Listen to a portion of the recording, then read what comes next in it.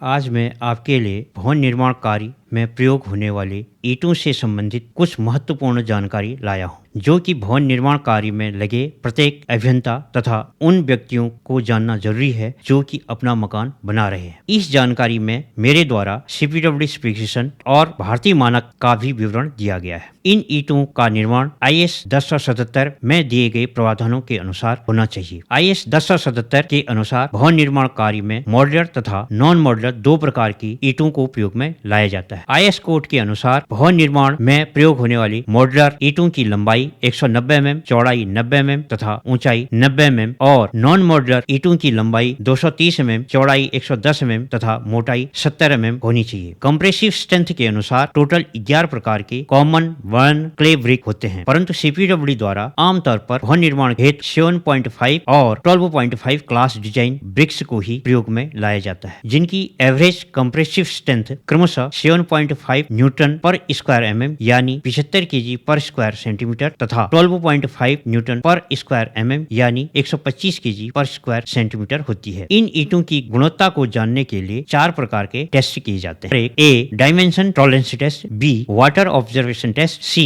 एफ्लुएंसी test, D compressive strength test. इनमें से A तथा B पर दर्शाए गए टेस्टों को IS कोड 3495 में दिए गए प्रावधानों के अनुसार कार्यस्थल पर आसानी से किया जा सकता है। भारतीय मानक के अनुसार डायमेंशन टॉलरेंस टेस्ट को करने के लिए 20 ईंटों को प्रयोग में लाया जाता है। भारतीय मानक के अनुसार 20 ईंटों की लंबाई में 80 mm, चौड़ाई में 40 mm तथा मोटाई में 40 mm की कमी या अधिकता हो सकती है। इसका अर्थ है कि प्रत्येक ईंट की लंबाई में 4 mm, चौड़ाई तथा ऊंचाई में 2-2 mm तक की कमी या अधिकता संभव है। भवन निर्माण हेतु प्रयोग में लाए जाने वाले किसी भी ईंट की कंप्रेसिव स्ट्रेंथ उसके एवरेज कंप्रेसिव स्ट्रेंथ से 20% से कम नहीं होनी चाहिए। भारतीय मानक के अनुसार क्लास 12.5 तक के किसी भी ईंट को 24 घंटे तक पानी में भिगोने के उपरांत उसे अपने भार का 20% तथा क्लास 12.5 से अधिक की ईंटों को अपने भार का 15% से अधिक पानी ऑब्जर्व नहीं करना चाहिए। जैसा कि आपने देखा होगा कि प्रत्येक ईंट में एक सांचा बना होता है, जिसे तकनीकी भाषा में फ्रॉग कहते हैं। भारतीय मानक के अनुसार फ्रॉग की लंबाई 100 mm, चौड़ाई 40 mm, गहराई 10 से 20 mm तक होनी चाहिए, जिस पर मैन्युफैक्चरर का आइडेंटिफिकेशन मार्क बना होता है। भारतीय मानक के अनुसार भवन निर्माण में किए जाने वाली किसी भी ईंट में वार्पेज या बिक्री 3% से अधिक नहीं होनी चाहिए। केंद्रीय लोक निर्माण विभाग के अनुसार 1 क्यूबिक मीटर में 494 ईंटें लगती हैं।